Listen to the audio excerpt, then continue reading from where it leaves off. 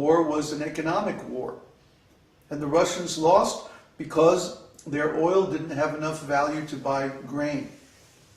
Because the communist system had depressed productivity so much that there wasn't enough grain being grown to feed the people in the country. So the whole country crashed. This could happen, and most likely will happen, in the United States over the next few years. How do we know? Because the whole United States economy is dependent on oil, and the production of oil is diminishing because they have already pumped all the easy-to-find oil. The cost of extracting the oil, there's plenty of oil still there. That's what the people say who are trying to cover this up. Oh, there's plenty of oil still there in the ground. Yes, there's plenty of oil still there. But the cost of extracting that oil is going to increase more and more in the future because it's harder to get at. They've already pumped out all the easy oil. There's no more gushers anymore. Now they have to go in and extract the oil sands and filter it and do so much, pump in hot water and then pump it back out again and stuff like that. So the cost of extracting this oil is going to increase. At some point, the cost of extracting the oil and the energy available from the oil they're getting are going to equal one another. And at that point, the oil economy will crash. Because it no longer pays to extract the oil. There's no profit in it anymore. Not only no money profit, economic profit, but there's no energy profit. If you have to spend so much energy to get an equivalent amount of energy in oil, then what's the use of doing it? At that point, it's back to horse and wagon. Back to horse and wagon. So, Srila Prabhupada's advice, get a horse. Get a horse, get an ox, get a cow, get a piece of land, grow your own crops. You're going to have to do it sooner or later, or you will not survive the next 20 years. So why not do it now?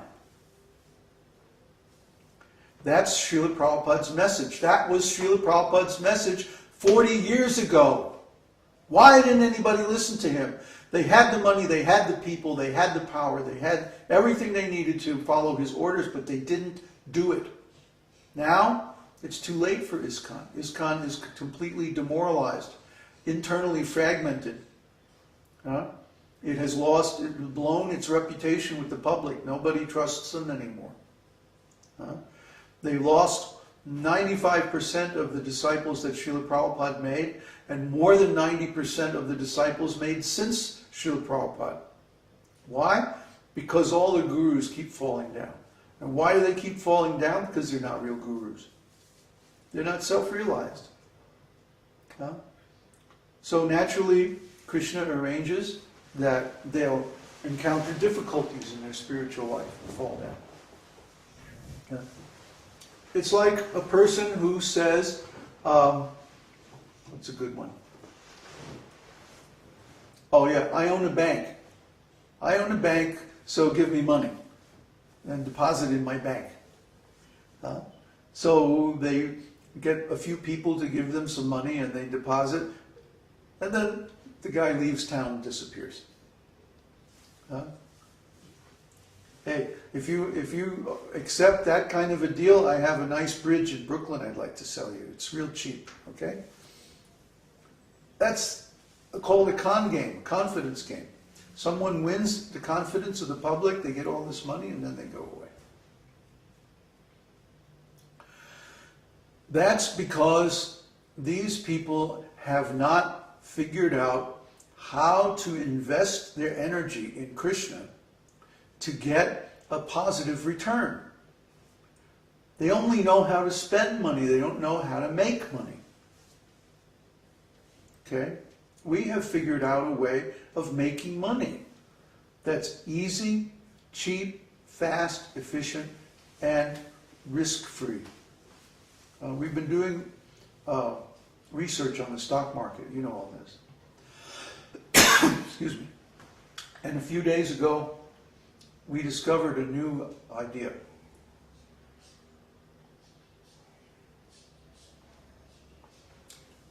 A new strategy. Not only a new strategy, a whole new approach.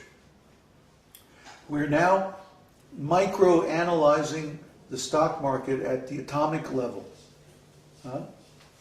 What do I mean by that? Well, if you look at a stock market ticker that gives the prices, they come sometimes as many as 10 a second.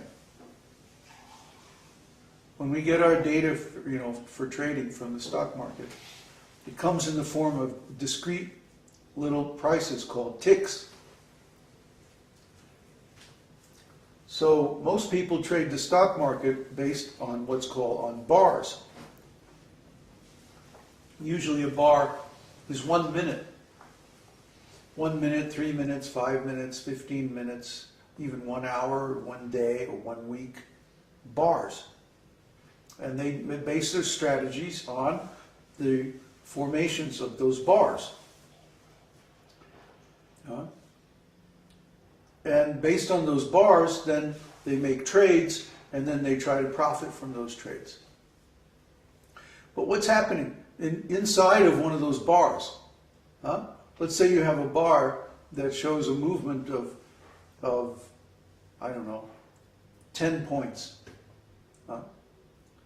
in 1 minute or 5 minutes or 10 minutes or something like that.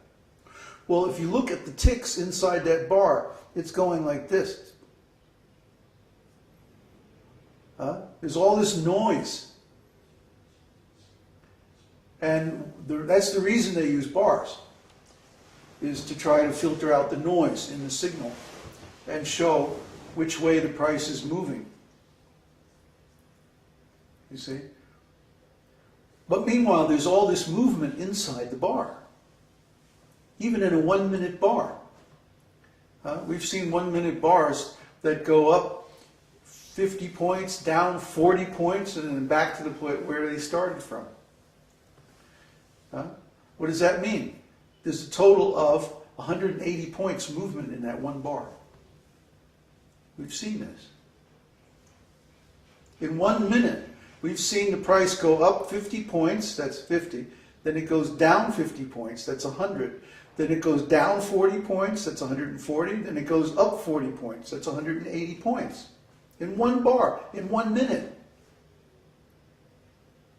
So if you microanalyze that bar, you microanalyze the ticks in that bar, out of one bar that has a sum total of 0 movement, you can find 180 points. You starting to get my drift? So we are building a software program to do microanalysis of the market. So when I posted this morning that the current strategy that we're working on is at least an order of magnitude beyond where we were 2 days ago, I wasn't kidding.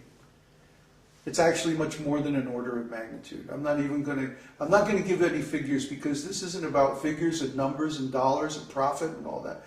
This is about trust.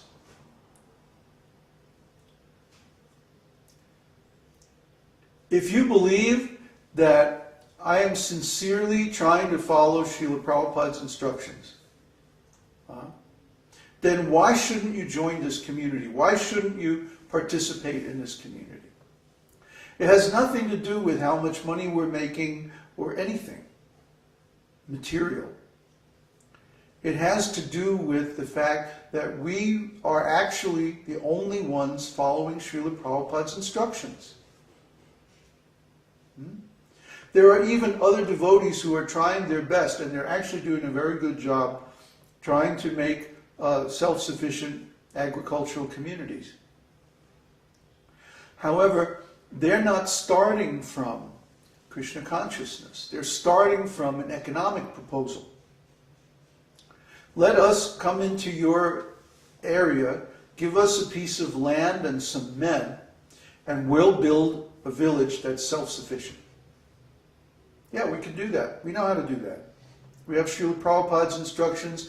We have, what's that economist, Schopenhauer, or huh? Schumacher. Schumacher, yeah. Small is Beautiful. He wrote that book, Small is Beautiful.